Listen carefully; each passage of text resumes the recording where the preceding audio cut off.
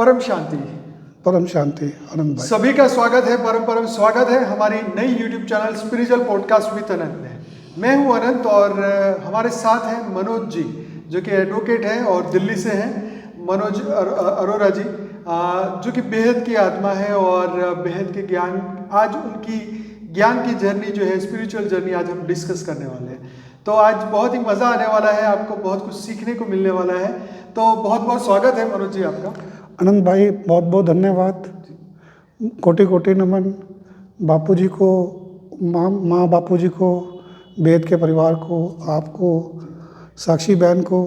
मैं आपके एफर्ट्स को एक दिल से ही थैंक यू कहना चाहूँगा।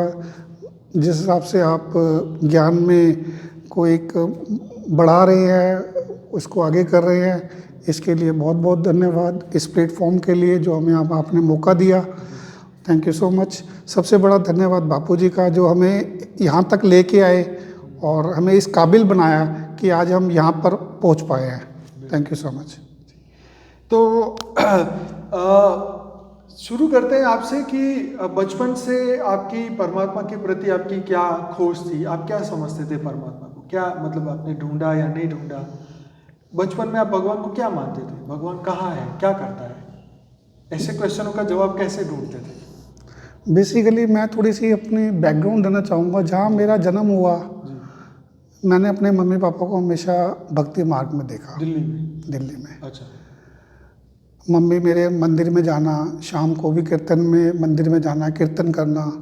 फादर को भी मैंने हमेशा मंदिरों में पूजा करते हुए, घर के अंदर पूजा करते हुए और देखा। किनकी पूजा? माता रानी? मतलब कि ऐसा कोई पर्टिकुलर नहीं, भगवान सभी का, मतलब कि चाहे वो माता हो, चाहे वो शिव हो, चाहे कृष्ण भगवान हो, मतलब सब माताओं का। कालका जी, हमारे नेहरू दिल्ली के पास एक कालका जी मंदिर है। अच्छा। तो वहाँ पर रेगुलर फादर मेरे जाते रहते हैं। ओके। चाहे वैष्णो देवी हो, मतलब कि ऐसा पर्टिकुलर ये नहीं कि खाली कृष्ण भगवान को मानना है या शिव जी को भगवान मानना है। मतलब घर में हमारा माहौल रहा कि हमेशा हम ज्ञान भक्ति मार्ग में देखा अपने आप को। और फादर को अभी भी मैं देखता हूँ। मदर तो मेरे 2017 में पंचतत्व में लीन हो गए, और लेकिन फादर मेरे को अभी भी मैं देखता हूँ कि वो अभी भी सुबह, उनका एक मॉर्निंग में एक नियम है कि सुबह उठ के अपना मंदिर में जाना, आके फिर उन्होंने अपनी पूजा करनी, और साथ साथ भगवत गीता का उन्होंने एक अपना पाठ का एक रोज़ एक नियम बनाया हुआ है, वो पाठ पढ़ते हैं। फिर दुकान पे जाकर भी एक आध घंटा उन्होंने पूजा करनी, शाम को भी पूजा करनी। तो मैं देखता हूँ अपने फादर से, मैं बहुत इंस्पायर होता हूँ कि भक्ति मार्ग में सबसे बड़ा मुझे जो लगता है, भक्ति मार्ग का एक सबसे प्लस पॉइंट में लगता है कि उनकी एक जो एक दिनचर्या है, नियम है उनका।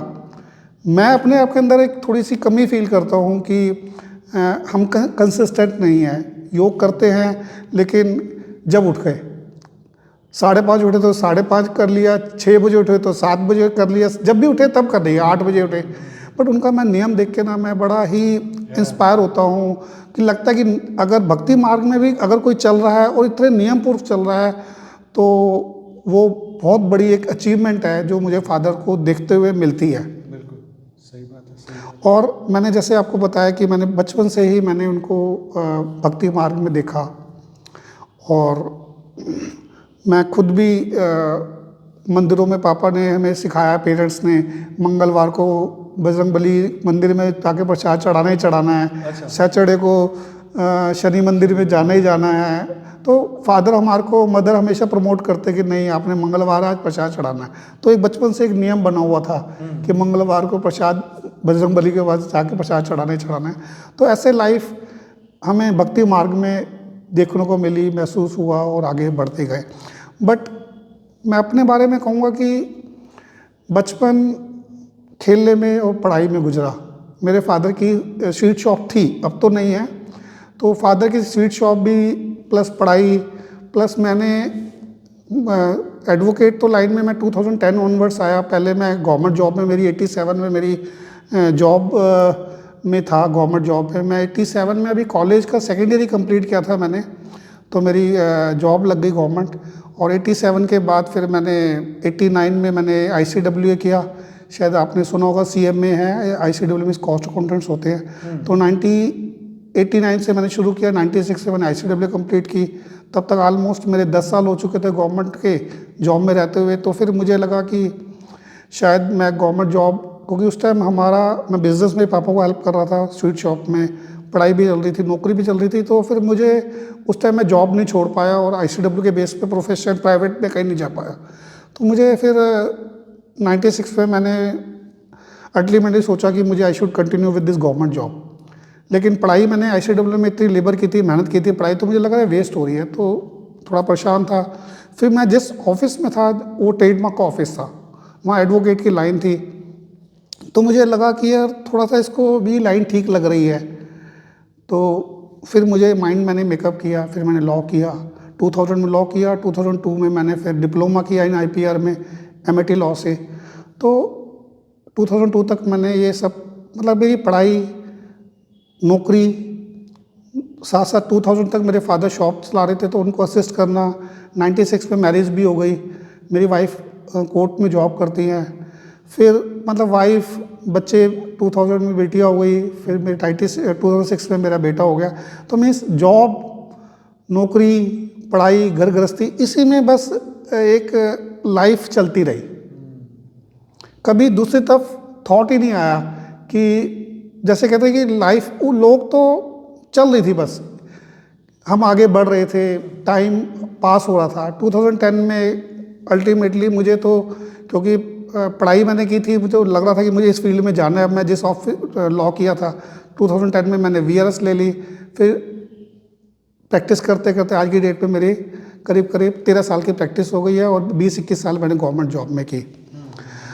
अब मैं आता हूँ कि मैंने ज्ञान में कैसे आया। ये मेरा क्वेश्चन था। तो इससे पहले तो जैसे मुझे लगता है जैसे कई लाखों आत्माएं कहूँ या करोड़ों आत्माएं कहूँ कि वो भटक तो रही हैं, मैं भी भटक रहा था, लेकिन मुझे रियलाइज़ भी नहीं था कि मैं शायद भटक रहा हूँ। मुझे ऐसा लगता है सभी मतलब कि अपने इन दिनचर्या में लगे हुए हैं, सुबह उठना, काम करना, बिजनेस करना, और सोए, खाए, नहाए और अपना आगे बढ़ते गए। तो मेरे को लग रहा है इसे भटका नहीं कहूँगा, कि लोग भटक रहे थे, मैं भी भटक रहा था उन्हीं करोड़ों लोगों की तरह। लेकिन अगस्त 2017 में, मेरे जनवरी में मेरी मदर एक्सपायर हुई। अगस्त 2017 में बाई चांस मुझे कुछ परेशानी, प्रॉब्लम आई। जैसे मैंने बताया कि गीता, मीनू, सोनिया, ये ज्ञान बापूजी के ज्ञान में करीब 25-26 साल से चल रहे थे। और मुझे पता था भी, जैसे हम साथ साथ ही दूर घर नहीं था, तो मुझे पता था कि गीता अहमदाबाद आश्रम में जाती हैं, बट मुझे ज़्यादा नहीं नॉलेज थी कि कौन किस ज्ञान में है, क्या कर रहे हैं, क्या नहीं है, क्या लर्निंग है उनकी, मुझे कुछ आइडिया नहीं था। कभी कभी सोनिया, मीनू, गीता मुझे जैसे उनके घर गए या वो हमारे घर में आए तो कभी कभी ज्ञान सुनाते थे मुझे, बट मुझे आइडिया नहीं था कि कौन सा ज्ञान है, कैसा ज्ञान है। अगस्त 2017 में मैंने बताया जैसे मुझे कुछ प्रॉब्लम आई, तो मुझे लगा कि गीता, मीनू मुझे क्लास के लिए बोलते हैं, चलो क्लास ज्वाइन करके देखते हैं। अगस्त 2017 में मैंने क्लास ज्वाइन की और वो दिन था और आज का दिन है, मैंने कोई क्लास मिस नहीं की। वो दिन था और आज का दिन, मैंने कोई क्लास नहीं मिस की। वो दिन था जिसे मैं कहूँ कि मेरा भटकना बंद हो गया। जिसे कहते हैं लोग क्या करूँ भटक रहे थे, उनको रियलाइज भी नहीं था। तो वो मुझे लगता है कि उस अगस्त 2017 क्लास ज्वाइन करना मेरा एक नया जन्म हुआ। एक तरफ वो पढ़ाई जो मैंने आपको बताया ICW लॉ डिप्लोमा, और ये जो मेरी क्लास में जो नई एक क्लास शुरू हुई मुझे, वो एक मार्बल क्लास थी। जैसे गीता, मीनू, सोनिया और बाकी बच्चे भी कहते हैं कि बापूजी की जो क्लास है वो ऑर्डिनरी क्लास नहीं है, व्यवहारिक ज्ञान नहीं है, वो PhD की क्लास है। तो शुरू में जब मैं क्लास में गया तो उस टाइम भी मुझे कहते थे बापू, ये गीता, मीनू की, बापूजी की वीडियो सुना करो। मैं सुनता था लेकिन मुझे बहुत ज़्यादा एंजॉय नहीं कर रहा था उस टाइम में। क्यों एंजॉय नहीं कर रहा? क्योंकि मेरा बेस तैयार नहीं था। क्योंकि बापूजी के ज्ञान को डाइजेस्ट ना हर कोई आत्मा नहीं कर सकती, समझ नहीं सकती जिसका कोई बेस तैयार ना हो। जब मैंने अगस्त, हालांकि मैंने पढ़ाई इतनी की, फिर भी मुझे वो डाइजेस्ट नहीं हो रही थी, हैवी लग रहा था ज्ञान बापूजी का मुझे। लेकिन मुझे लगा जैसे कि बापूजी ने गीता और सोनिया को डायरेक्शन दी है कि इस पड़े हुए पत्थर को, कोयले के पत्थर को तुम तराशो अपने सुपरविजन में। और उस टाइम 22-24 हमारे आत्माएं क्लास में चलती थी, किस किस का नाम लो, चाहे नरेंद्र भाई हो, चाहे लक्ष्मी बहन हो, सारे एक से बढ़कर एक, जो 25-25, 26-26 साल से ज्ञान में चल रहे थे, उन्होंने मुझे एक तरह से लगा तराशा है मुझे। जैसे जैसे क्लास बढ़ती गई मेरे अंदर परिवर्तन होता गया, मैं बदलता गया और आज भी मेरे को लग रहा है कि मैं बदल रहा हूँ। ऐसे ज्ञान एक से बढ़कर एक दिन, जब मैं मॉर्निंग में जब 8 बजे क्लास पे जाता था और जब मैं 11:30 बजे क्लास पे निकलता था, तो मुझे लगता था अपने आप को मैं बदलाव महसूस करता था। क्लास पे आने के बाद मैं संकल्पों से भरा होता था, पावर से भरा होता था। मुझे लगता था कि यार ये इतना ज्ञान, मार्वलस ज्ञान से मैं कैसे इतने टाइम महरूम रहा। मुझे लगता है कि कोई भी जो आत्मा ज्ञान से वंचित है, तो मैं कहूँगा कि उसका भाग्य तभी उदय होगा हर आत्मा का जब वो ज्ञान में चलना शुरू होगा।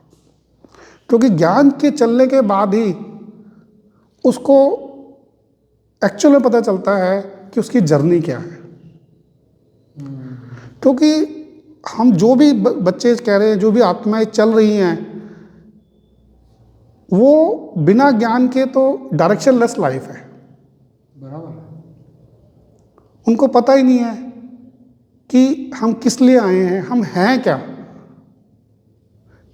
लोगों को पता है कि मैं आत्मा हूं, लेकिन खाली आत्मा का पता होना और उसको जीना जमीन आसमान का फर्क है। जब तक आप उस आत्मा को एज ए आत्मा जियोगे नहीं, मानोगे, समझोगे, जियोगे नहीं, तब तक आपको अपने अंदर फर्क महसूस नहीं होगा।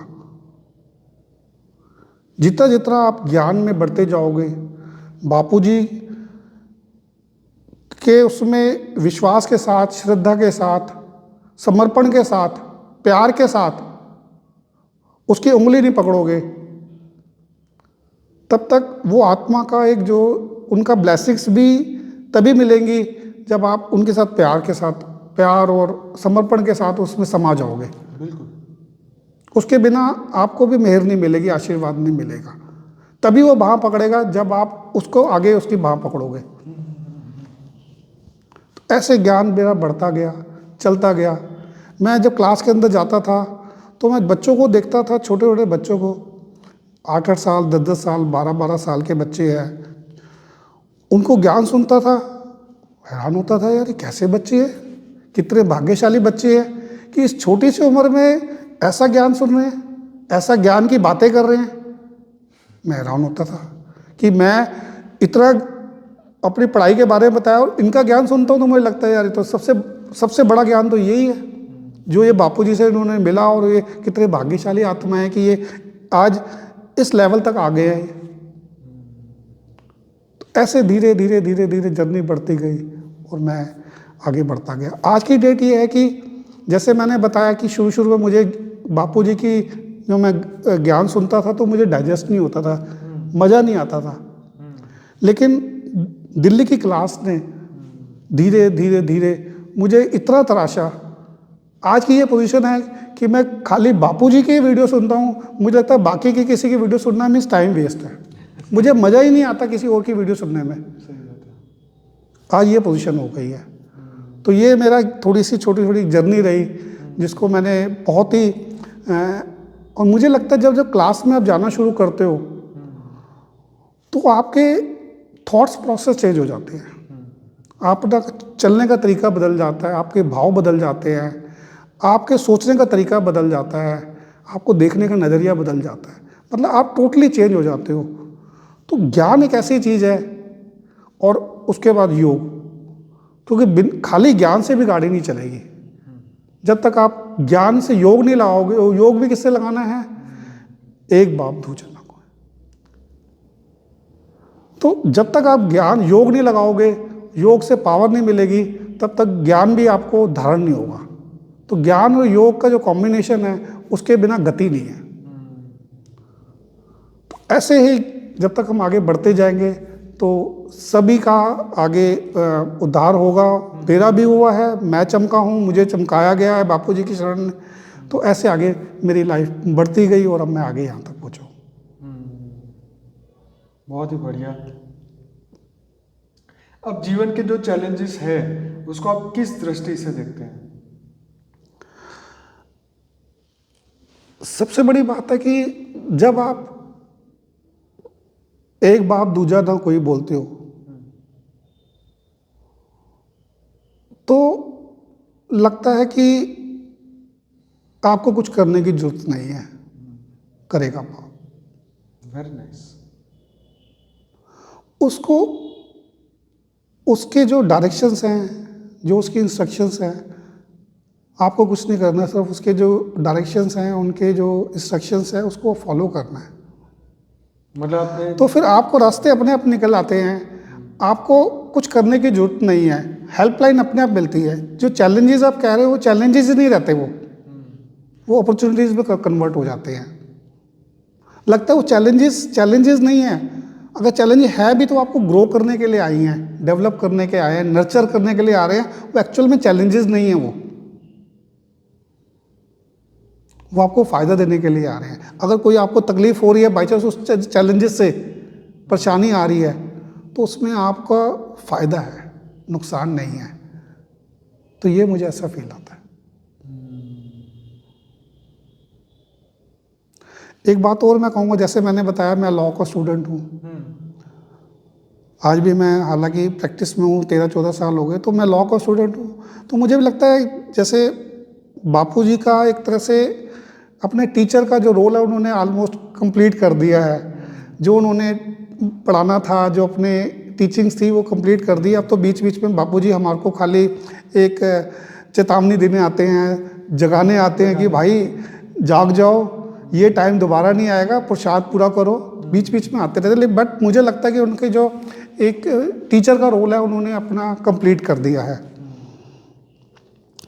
तो जैसे लॉ में भी मैं देखा कि सेक्शंस और एक्ट्स रूल्स सेम है, बट सर्कमस्टांसेस के हिसाब से, सिचुएशंस के हिसाब से उनके डिफरेंट इंटरप्रिटेशंस होती रहती हैं। ऐसे ही मुझे लगता है बापूजी का जो ज्ञान है ना, उसके बिना हर सोल की स्टेजेस के हिसाब से, सर्कमस्टांसेस के हिसाब से, सिचुएशंस के हिसाब से डिफरेंट उसके मुझे रूप नज़र आते हैं ज्ञान के। उसके ज्ञान के अलग अलग रंग दिखते हैं मुझे, ज्ञान के मुझे अलग अलग, क्योंकि उसके लेयर्स नज़र आती है। थोड़े टाइम पहले हमारी क्लास के अंदर सोनिया बहन कहती है कि मुझे इतने सालों बाद 25-26 साल ज्ञान में चल रही हूँ, अब मुझे रियलाइज़ हो रहा है कि जो हम बोलते हैं कि परम शांति की जो वाइब्रेशंस फैलाना है, उससे अब मुझे उसका मीनिंग समझ आ रहा है, रियलाइज़ हो रहा है कि इससे कर्म बंधन हम कैसे हमारे कटते हैं। मतलब 26 साल के बाद उसको रियलाइज़ हो रहा है कि हम अपने कर्म बंधन को परम शांति की वाइब्रेशन से कैसे काट सकते हैं। ये अभी लास्ट क्लास में ही हमारा एक डिस्कशन हो रहा था कि अब उनको रियलाइज़ हो रहा है कि बीज रूप कनेक्शन माने योग, और कोई योग नहीं है। एक बाप दूजा ना कोई, बीज रूप से कनेक्शन ही योग है। अदरवाइज तुम किसी और से कनेक्शन लगा रहे हो, योग लगा रहे हो, तो वो पावर नहीं आएगी। तो मुझे भी लगता है कि जो बापूजी का ज्ञान है ना, उसके इतने रंग हैं, इतने कलर्स हैं, इतने रूप हैं। यहाँ से आप देखोगे तो कुछ और उसका मीनिंग नजर आएगा, वहाँ से देखो कुछ और नजर आएगा। 2020 में माँ नेहरू नगर में आए थे, तो उन्होंने एक बात कही थी कि अपने आप को आत्मा समझो और सामने वाले को आत्मा समझो। 2020 की बात है। तो मुझे भी बहुत अच्छा लगा कि यार तो माँ का मंत्र तो बहुत इजी है कि अपने वाले को आत्मा और सामने वाले को आत्मा समझो।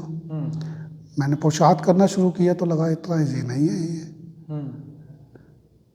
जितना दिखता सुनने में लगता है कि अपने आप को आत्मा, सामने वाले को आत्मा समझो, तो जैसी आत्मा बनना मीन्स अपने आप को उठा लेना, उठ जाना।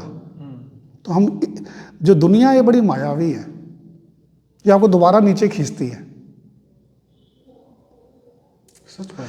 तो उस टाइम मुझे लगा, माँ ने बोला, हमारी सिचुएशन को देखते हुए, हमारी स्टेज को देखते हुए, हमारे लेवल को देखते हुए माँ ने बोला कि अपने आप को आत्मा और सामने वाले को आत्मा समझो। और अभी जो माँ ने रिसेंटली बोला कि अपने आप को बाप समान समझो और सामने वाले को भी बाप समान समझो। मतलब मेरे कहने मतलब कि जैसे लॉ इवॉल्व हो रहा है, ऐसी ज्ञान भी इवॉल्व हो रहा है। माँ भी हमारे को जो ज्ञान दे रही हैं वो हमारे सिचुएशन के हिसाब से, टाइम के हिसाब से और बच्चों की स्थिति को देखते हुए। 3 साल पहले माँ ने बोला कि अपने आप को आत्मा और सामने वालों को आत्मा समझो, और अब 2023 में माँ ने हमारे को नया मंत्र दिया कि अपने आप को बाप समान समझो, सामने वाले को बाप समान। मीन्स और रिस्पॉन्सिबिलिटी हमारी बढ़ा दी। तो यही है कि ज्ञान जैसे जैसे आपके अंदर समाता जाएगा, आप और निखरते जाओगे, बढ़ते जाओगे। और इसके अलावा मैं जब कॉलेज में था तो मेरे एक टीचर था लॉ का, बहुत ही ब्यूटीफुल पढ़ाते थे। तो उनकी एक हैबिट थी कि आते सारे बोर्ड पे वो डेफिनेशन लिख देते थे, पूरी डेफिनेशन। जैसे उन्होंने कॉन्ट्रैक्ट पढ़ा रहे हैं तो कॉन्ट्रैक्ट की डेफिनेशन लिख देंगे। Contract means agreement between 2 persons with consideration without coercion, so and so पूरे करके। फिर वो शुरू करते थे पहली लाइन, पहला वर्ड एग्रीमेंट। फिर एग्रीमेंट को एक्सप्लेन करते थे, 1 दिन नहीं 2 दिन पूरा एग्रीमेंट को पूरा समझाते थे बिटवीन द पार्टीज। देन समझाते थे कंसिडरेशन, कंसिडरेशन का मीनिंग है वो पूरा समझाते थे। तो मीन्स एक डेफिनेशन को ही समझाने में वो पूरा 15 दिन महीना लगा देते थे और एक एक वर्ड को समझाते थे इसका मीनिंग क्या है। तो मुझे भी लगता है बापू जी का जो उन्होंने गति के ऊपर बोला है कि आत्मा की गति कैसे होगी, उन्होंने बोला आत्मा की गति का कैसे तरीका है। बापूजी ने एक डेफिनेशन दी है जो मुझे लगता है, डेफिनेशन क्या दी है, देह और देह के बांध भूलकर, देह और देह के संबंधों को भूलकर आत्मस्वरूप में आकर, पावर हाउस में वेद के बाप से पावर लेके परम शांति की वाइब्रेशन फैलाने का से ही गति है, इसके अलावा और कोई चारा ही नहीं है। ये मुझे लगता है एक डेफिनेशन है बापू जी की, जिसमें सब कुछ समाया हुआ है। देह और देह के संबंध भूल आत्मस्वरूप बनकर परम मुझसे पावर लेके परम शांति की वाइब्रेशन फैलाने के अलावा और कोई चारा ही नहीं है और कोई वे आउट ही नहीं है। तो जब मुझे लगता है कि जब हम डेफिनेशन शुरू करते हो देह और देह संबंध, देह मीन्स परेशानी, देह बान मीन्स सफरिंग्स, देह बान मीन्स दुख, देह बान मीन्स ही का आना ही दुख को इनविटेशन है, परेशानियों को इनविटेशन है, सफरिंग्स को इनविटेशन है। और देह भान को भूल के आत्मस्वरूप, आत्म में आना ही इसका अपोजिट, आत्म शांति, आत्म आनंद, ये सब जो गुण हैं आत्मा के मेन आत्मस्वरूप में ही है। देहबान मीन्स दुख, सफरिंग्स, और आत्मा में आना ही परम आनंद। उसके बाद बोला बापूजी ने कि पावर, वेद के बाप से पावर लो, पावर हाउस से पावर लो। उन्होंने विधि बताई है कि कैसे पावर लेनी है, पावर लो। उसके बिना गति नहीं है, बिना पावर के गति नहीं है। गति लेके, और जो वायुमंडल में जो इतना दुख परेशानियाँ, जो इस टाइम एक पॉल्यूटेड हुआ पड़ा वायुमंडल, उसको परम शांति की वाइब्रेशन से ही उसको दूर किया जा सकता है। इसका और कोई वे आउट ही नहीं है। ये जो बापूजी ने कितना ब्यूटीफुल एक हमारे को एक इजी वे आउट बताया है। और स्व परिवर्तन से विश्व परिवर्तन, कि हमें किसी और को परिवर्तन नहीं करना बल्कि हमें अपने आप को करना है। ये मुझे क्रक्स में थोड़े थोड़े जो पॉइंट्स मुझे लग रहे हैं, जो ब्यूटीफुली मुझे सुनने को मौका मिला है, वो मैंने आपको से शेयर कर रहा हूँ। ये बहुत सही है। यही तो पुरुषार्थ है कि एक एक लाइन को समझा जाए और उसके अनुरूप बना जाए, जीवन जिया जाए, तभी तो ज्ञान योग सेवा धारणा का हमारा जो पुरुषार्थ है वो पूरा होगा, है ना।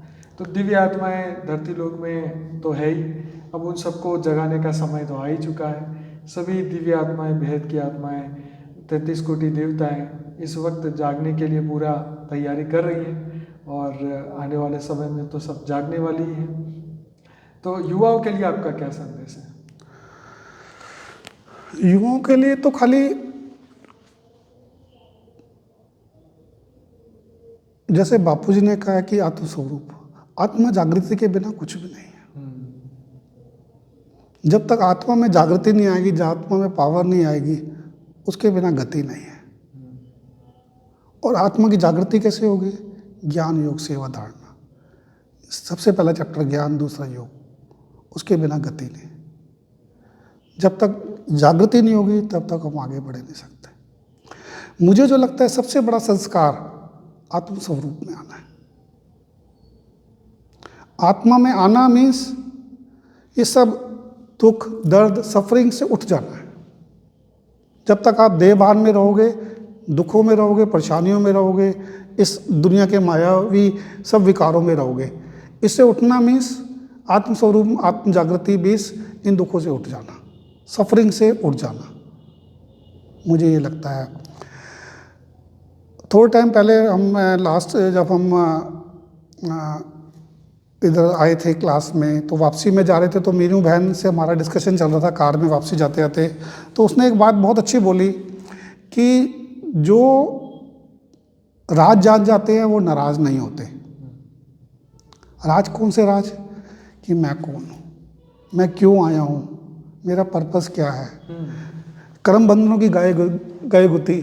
ये जब तक आप इन सब चीज़ों को जब आप राज जानना शुरू कर जाते हो, तो ना आप अपने आप से नाराज होते हो, ना किसी और से नाराज होते हो। मैंने देखा कई आत्माएं इतनी भटक रही हैं, इतनी परेशान है, रो रही हैं, चिल्ला रही हैं। कईयों को मैं अपने दोस्तों को भी देखता हूँ, जानकार को रोकता हूँ, हमेशा अपनी किस्मत को रोते रहते हैं। कभी कभी अपने सर्कमस्टांसेस को लेकर परेशान होते हैं कि यार मुझे वो टाइम मिल जाता तो मैं ऐसे ही कर लेता, या वहाँ था तो मैं यह कर लेता। कईयों को मैं देखता हूँ कि कई फैमिली को लेकर परेशान है, कोई बिजनेस को लेकर परेशान है, कोई किसी को किसी और चीज़ की परेशानी है, किसी को किसी चीज़ की परेशानी है। तो सबका एक ही इलाज है, ज्ञान योग। जब तक आप उससे उठोगे नहीं, इस राज को जान जाओगे कि ये जो कर्मों की गई गुथी को जान जाओगे, तुम्हारा किस पर्पस से आए हो, तब तक ये आपके जो परेशानी है वो ख़त्म नहीं होंगी। ज्ञान और योग और सेवा धारणा ही एक ऐसा कॉम्बिनेशन है जिससे हर ताले की चाबी है, उसके बिना कोई ताला नहीं खुल सकता। एक मैं छोटा सा और मैं आपको देना चाहूँगा। अभी थोड़ा टाइम पहले मैं न्यूज़पेपर पढ़ रहा था, जैसे आपने बताया कि युवाओं को क्या मैसेज देना चाहिए। तो मैं थोड़े दिन पहले एक न्यूज़पेपर में एक वो पढ़ रहा था, एक नोट आया हुआ था कि जो बीजेपी के आरएसएस है, आप तो सुना होगा आरएसएस है, उन्होंने कभी इवेंट्स अरेंज किया है, गर्भ संस्कार। उसमें उन्होंने नियर अबाउट 80 to 90 गायनाकोलॉजिस्ट और जितने भी आयुर्वेदा के डॉक्टर्स को बुलाया है और उनसे राय ली है कि गर्भ में जो अगर कोई बच्चे हैं या बच्चे आ रहे हैं तो उसको संस्कार को कैसे उनको बढ़ाया जाए, कैसे किया जाए। तो इसके ऊपर उन्होंने पूरा एक सेमिनार किया। तो उन्होंने बताया कि हमें परिवर्तन के लिए क्या करना चाहिए, कि जैसे ही आपके किसी को भी सोच आती है कि अब हमें किसी को जन्म देना है या कंसीव करना है, तो उसी टाइम से ही उस माँ को, सबसे मैं मातृशक्ति कहूँगा कि सबसे ज़्यादा त्याग उसको ही करने होते हैं, उसी टाइम उसको अपने शास्त्रों को, ज्ञान को, चाहे रामायण हो, चाहे गीता ज्ञान हो, चाहे बापू जी का ज्ञान हो, चाहे जितने भी हमारे आज़ादी के टाइम जिन्होंने आज़ादी के टाइम लड़ाई लड़ी, चाहे वो छत्रपति शिवाजी हो, चाहे लक्ष्मीबाई हो, चाहे सुभाष चंद्र जी हो, जितने भी वीरांग हैं हमारे जो उन्होंने किए हैं, शास्त्र हैं, उनको संस्कृत है, उनको उनका पाठ और उनको उस ज्ञान को उनको सुनते रहना चाहिए।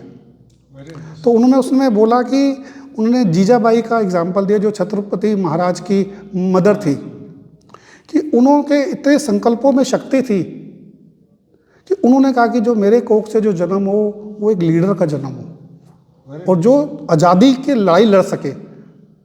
मतलब कि उसमें ये लिखा हुआ था कि अगर माँ चाहे तो गर्भ में आ रहे बच्चे का डीएनए तक चेंज कर सकती है। मीन्स उसके सूक्ष्म शरीर और कारण शरीर में पड़े हुए जो उसकी रिकॉर्डिंग्स है वो भी इवन रिमूव कर सकती है, उसको बदल सकती है अपने संकल्पों की शक्ति से। तो मुझे लगता है कि हम आज जो जिस स्थान पे बैठे हुए हैं, मातृ शक्ति भवन है गुड़गांव में जहाँ पर हम बैठे हुए हैं, तो मुझे लगता है कि मातृ एक ऐसी शक्ति है जो सबसे ज़्यादा त्याग तो कर रही है और वो अगर फैसला एक माइंड मेकअप कर लें कि फ्रॉम द डे वन उन्होंने ज्ञान को सुनना है, पावर लेनी है और किस पर्पस से वो क्या संस्कार चाहते हैं अपने बच्चे में वो इनकैलकुलेट कर सके तो उसमें डाल सके, तो वो फ्रॉम द डे वन जैसे ही इवन कंसेप्शन के टाइम में उससे पहले ही जब माइंड में आ गया मैंने कंसेप्शन करनी है उसी दिन से वो तैयारी कर ले। तो मुझे लगता है कि हर कोख से सुभाष चंद्र नेताजी जैसे, लक्ष्मीबाई जैसे और महाराणा प्रताप जैसे, मतलब कि जो देश की आज़ादी के लिए लड़े हैं और ये जो बापूजी का एक उन्होंने जो हमारे को संकल्प दिया है कि विश्व परिवर्तन, स्व परिवर्तन से विश्व परिवर्तन, तो वो मुझे लगता है कि हमें किसी को और किसी को मतलब कि प्रमोट करने की जरूरत नहीं पड़ेगी, वो हमारे आगे थे, मतलब कि अख्तियार होंगे हमारे बच्चे कि परिवर्तन धीरे धीरे धीरे अपने आप ही ग्रेजुअली होना पड़ेगा। मुझे एक चीज़ और भी थोड़ा सा लगता है कि जैसे कुम्हार, माँ बाप कुम्हार की तरह होते हैं। फ्रॉम द डे वन अगर हम बच्चों को वैसी शिक्षा देना शुरू कर दें, वैसे संस्कार देना शुरू कर दें तो वैसे ही उनके अंदर हैबिट्स आ जाती हैं। लेकिन जब एक बार मटका पूरा बन जाता है तो उसके ऊपर उसको ढालना थोड़ा सा मुश्किल हो जाता है। उसके लिए बापूजी ने कहा कि तुम उसको मत ढालो, स्व परिवर्तन करो। तो बापूजी ने बोला है कि हमारी लड़ाई किसी और से नहीं है, स्वयं से है। हमें खुद you versus you, I versus I, कि तुम्हें और किसी को नहीं बदलना, खुद अपने आप को बदलना है। बहुत ही गहरी बातें और सोचने वाली बातें हैं। और वाकई में अगर ये दिव्य आत्माएं, अगर धरती, हमारे भारत की बात करो, सनातन में विश्वास रखने वाले, अगर वो कपल्स ऐसे संकल्प करेंगे कि मेरे घर में देवता ही जन्म ले और उन्हीं देवताओं का ही यहाँ स्वागत है, तो मुझे लगता है उसके लिए अगर वो अपनी प्रिपरेशन भी करे जैसे ये बता रहे हैं आप, तो दिव्य आत्मा ही उनके यहाँ पे आएगी। तो ऑब्वियसली जो 33 कोटि देवताओं में बापूजी जैसे बोलते हैं 60% यहाँ पर है, 40 वहाँ पर है, तो अगर वो आत्माएं भी धरती पे आएंगी तो वो कुछ अच्छे घर को पाएंगी और अच्छा कार्य कर पाएंगी। वैसे तो ज्ञान से अगर वो सूक्ष्म जगत में है तो भी हर व्यक्ति अपने आप को कभी भी बदल सकता है। ये तो उन्होंने बहुत अच्छी बात कही कि गर्भ से बदले। हमने हर बार ये इसका उदाहरण देता है मदालसा का कि गर्भ में ही ब्रह्म ज्ञान मिल जाए तो और क्या चाहिए। तो ऐसे ही ब्रह्म ज्ञान की ओर अगर ये लोग आगे बढ़े तो बहुत जल्दी जो है दुनिया का परिवर्तन होगा। हाँ, आह्वान करोगे, अच्छी आत्माएं आएंगी, लेकिन जो ज्ञान उसको आने के बाद भी तो देना है ना, सिर्फ गर्भ संस्कार पे खत्म तो होता नहीं ना। ज्ञान तो हमें एक ये मैंने बताया ना कि माया की दुनिया है ना, बाहर आने के बाद तो और मुसीबत है उनको। तो बिल्कुल आपने सही कहा कि ये जो ज्ञान स्नान है वो एक टाइम वन टाइम एक्टिविटी नहीं है। हमें डेली की डेली माया इतनी दुनिया इतनी मायावी हो चुकी है कि आप पानी से बाहर निकलते ही आपको पकड़ लेगी। तो ज्ञान सागर में हमें हमेशा डूबे रहना है। ज्ञान सागर पावर में जब तक हम इसमें, और धीरे धीरे जैसे यहाँ ना तो एक दिन में ये जो पॉल्यूटेड हुई है तो वो उसको ठीक करने में भी टाइम लगेगा थोड़ा सा। तो उसको धीरे धीरे जब हम संकल्पों की शक्ति से, वाइब्रेशंस की शक्ति से, परम शांति की शक्ति से धीरे धीरे जब फैलाना शुरू करेंगे। और मुझे लगता है कि कई बार लगता है कि कई बार जैसे लगता है कि यार स्लो प्रोसेस है। समटाइम आई फील सो कि मुझे लगता है स्लो प्रोसेस है, बट कई बार मुझे लगता है कुछ पता नहीं चलता। मुझे लगता है कि सब आत्माएं परेशान तो हैं और रास्ता भी ढूंढ रही हैं, और कईयों को रास्ता मिल भी नहीं रहा, और कईयों को मुझे लगता है खाली चिंगारी दिखाने की जरूरत है, कारवां अपने आप बन जाएगा। सिर्फ कुछ लोग बस दबे पड़े हैं और बिल्कुल तैयार हैं, चिंगारी की जरूरत है। मेरे को लगता है कि अगर हम सब मिलकर धीरे धीरे धीरे जितने भी आत्माएं हैं जो ज्ञान में चल रही हैं, जोत से जोत जलाना शुरू करेंगे ना, कब एकदम से ये पूरा एक बदलाव आ जाएगा। चाहे कहीं मैं कह रहा हूँ स्लो है, शायद टाइम लगेगा, लेकिन वक्त का कुछ पता नहीं है कि एकदम से एक ये जो एक स्लो प्रोसेस की वजह से ज्वालामुखी बन जाए और उसमें सारा का सारा परिवर्तन हो जाए, वो कहना बड़ा मुश्किल है कि कब हो जाए। नामुमकिन मुझे नज़र नहीं आ रहा, स्लो लग रहा है, लेकिन कब एकदम से। मुझे कई बार लगता है ये तो ज्ञान तो क्या नाम है, सारा दिन तो दूसरे एक्टिविटीज़ में लगता है क्या ज्ञान सुनेगा, लेकिन मुझे लगता है कि ऐसा नहीं है। सब आत्माओं को ज्ञान चाहिए, ज्ञान चाहिए उनको, लेकिन किसी ना किसी रीज़न से वो बैक हो रही हैं, मतलब कि कुछ अपने आप को आगे बढ़ा नहीं पाती, स्टेप ले नहीं पाती। उनको बस एक स्टेप लेना है, पता नहीं कुछ चीज़ें उनको खींच रही हैं पीछे, शर्म कहो या लोग क्या कहेंगे या कुछ और चीज़ें, कुछ और संस्कार पड़े हो उनको रोक रहे हैं।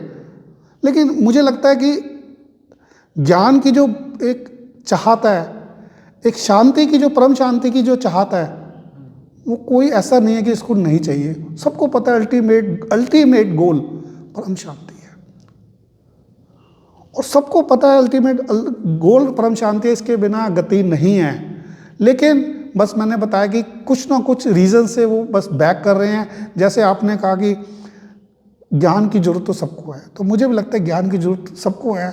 और कब ये जो से जोत एकदम से जल पड़ेगी, ज्वालामुखी बन के पूरा परिवर्तन हो जाएगा, और कब हो जाएगा टाइम भी लग सकता है, और कभी लगता है कि ये अचानक ही कभी हो जाए, और कब परिवर्तन हो जाए ये हो जाए। ये बात सच है कि समय, कहते हैं ना बापूजी बोलते हैं समय तुम्हारा टीचर बनेगा। तो जब समय आएगा, वो जो समय आएगा, तो वो समय तो कभी भी आ सकता है। हमने तो अपनी तैयारी, ज्ञान और ये सब कुछ रखा हुआ है, दिया हुआ है।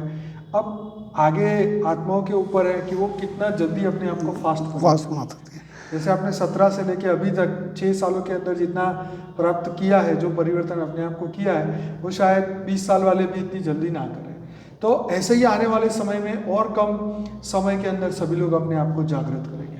क्योंकि पहले क्या था, टीचर एक ही था, अब टीचर हमारे बहुत बढ़ रहे हैं, सबके अनुभव बहुत आ रहे हैं सामने, तो लोगों को बहुत हेल्प, मोटिवेशन मिल रहा है, हेल्प मिल रही है।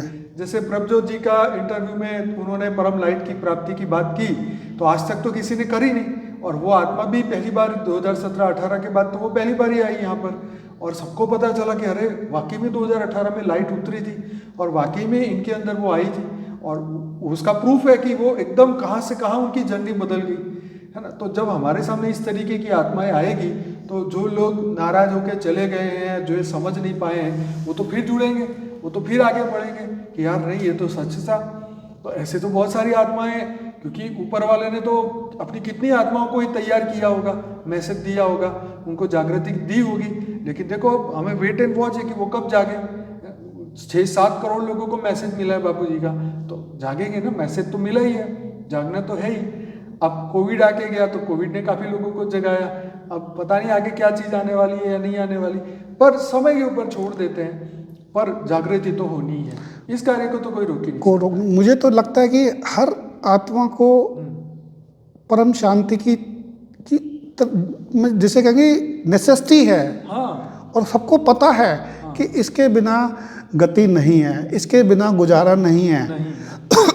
हम कहीं बाहर घूमने जाते हैं, कहीं भी जाते हैं, अल्टीमेटली हमें घर पे ही शांति मिलती है और कहीं शांति नहीं मिलती। ऐसे ही मुझे लगता है कि हर आत्माओं की जरूरत, जो खुराक है, वो शांति है, परम शांति। इसके मैं कई बार बाई चांस, जैसे मैंने बताया कि हर आत्मा को जरूरत है। मैं एक बाई चांस मेरा एक फ्रेंड सर्कल है, मैं उनके पास गया, तो उन्होंने पूछा कि भैया आप ज्ञान में चलते हो? मैंने कहा हाँ, मैं ज्ञान में चल रहा हूँ। तो आपकी वाइब्रेशंस फैलती हैं, आपका ऑरा फैलता है, आप बात आपका सब कुछ बोलता है। मतलब कि आप किसी को बोलो ना बोलो, आपका ऑरा, आपके विचार, आपके संस्कार, बापूजी का आशीर्वाद आपके साथ होता है, आपको बताता है कि आप बदले हुए हो, आप चेंज हो गए हो।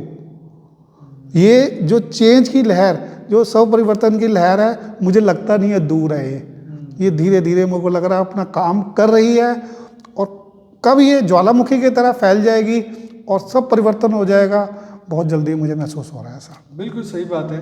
और जो आप कह रहे हैं, बोलते हैं ना, आपके मुंह में घी शक्कर।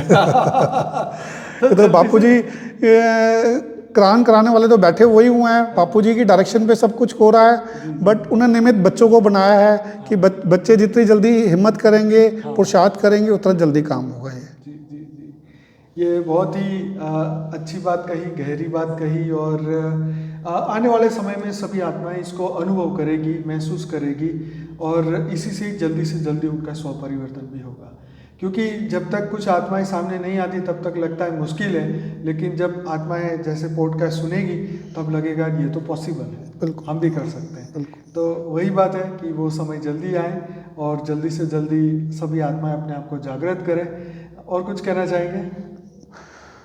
बाकी तो मैं सबसे यही रिक्वेस्ट करूंगा कि जितने ज़्यादा ज्ञान, जैसे जैसे मेरे को लगता है कि ज्ञान के बिना गति नहीं है। ज्ञान जब तक आप आगे बढ़ोगे नहीं, सीखोगे कैसे? बिल्कुल बिल्कुल बिल्कुल। मैंने पहले भी एक एग्जांपल दिया था कि जब मैं क्लास में जाता हूँ, अपनी क्लास में बापूजी के बोर्ड के बाहर, तो मुझे लगता है कि वहाँ पर लिखा हुआ है कि यहाँ पर आवरण उतारे जाते हैं, यहाँ पर आत्माओं को हल्का किया जाता है, यहाँ पर मैं खत्म की जाती है, यहाँ खुशियों की कुंजी मिलती है, वाह, यहाँ सफरिंग्स खत्म होती है, यहाँ तुम देने वाले बनते हो, राइट, यहाँ पर तुम ब्लेस्ड आत्मा बन जाते हो और ब्लेसिंग्स देने के लिए आए हो। सही है। क्लास में आके ये फील आता है कि तुम यहाँ पर सफरिंग्स के लिए नहीं आए, ब्लेसिंग्स देने के लिए आए हो। यहाँ तुम्हारे आवड़ उतारे जाते हैं। मुझे कई कई चीज़ें, मुझे लगता है जैसे जैसे क्लास में आप आओ तो सही, तो जब आओगे नहीं तो तुम्हें पता कैसे चलेगा? बापूजी कह रहे पुराना जो ज्ञान है वो काम नहीं आएगा। ज्ञान जब तक यही काम आएगा, नए युग की नया ज्ञान। सही बात है। और बिना आत्मा में आए गति नहीं है, बिना परम शांति की वाइब्रेशन के बिना गति नहीं है। देह भान को भूलना ही पड़ेगा। देह भान मीन्स परेशानी, दुख, सफरिंग्स। यही मुझे कहना था। जी जी, तो बहुत बहुत धन्यवाद मनोज जी, आपने बहुत ही बढ़िया और गहरी बातें आज बताई हैं। सभी बेहद की आत्माओं को और सभी अन्य हमारे श्रोताओं को ये ज्ञान बहुत ही आपके एक्सपीरियंस से बहुत हेल्प होगी, और आने वाले समय में जरूर से वो हमारे बेहद के ज्ञान से भी जुड़ेंगे और अपनी आत्मा का कल्याण करेंगे, और विश्व कल्याण के लिए वो हमारे साथ कंधे से कंधा लगा के आगे बढ़ेंगे। तो मनोज जी, आपका बहुत बहुत धन्यवाद। धन्यवाद अनंत भाई, बापूजी का, माँ बापूजी का, पूरे बेहद के परिवार का, जिन्होंने मुझे स्थान दिया। दिल्ली की क्लास का, एक एक आत्माओं का, जो मुझे लगता है कि बापूजी की डायरेक्शन में उन्होंने मुझे तराशा है और यहाँ तक मेरे को लायक बनाया है। धन्यवाद। परम शांति। थैंक तो यू। सभी बेहद की आत्माएं, हमारी एक मेन यूट्यूब चैनल है बापूजी की, बापूजी दशरथ भाई पटेल, और उसमें 4 लाख के आसपास सब्सक्राइबर है।